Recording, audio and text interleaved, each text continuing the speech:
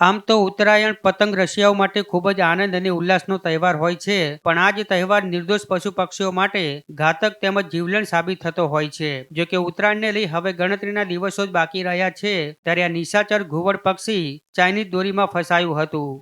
જેનો કોલ હાટકેશ્વર વિસ્તારમાંથી મળતા જ એનિમલ લાઈફ કેરની ટીમ સ્થળ પર પહોંચી હતી અને તેનું રેસ્ક્યુ કરી તેને ફોરેસ્ટ હોસ્પિટલ પહોંચાડ્યું હતું.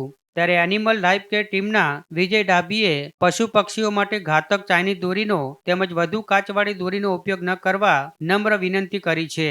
સાથે જ ક્યાંય પણ પક્ષી લટકતા હોય તો જાતે ઉતારવાનો પ્રયત્ન ન કરતા એનિમલ હેલ્પલાઇન, ફોરેસ્ટ ડિપાર્ટમેન્ટ અને ફાયર બ્રિગેડનો સંપર્ક કરવા અપીલ કરી છે. કે ઉત્તરાયણ નજીક છે ત્યારે અવદોરીના કારણે નિર્દોષ પક્ષીઓના ભોગ લેવાય છે.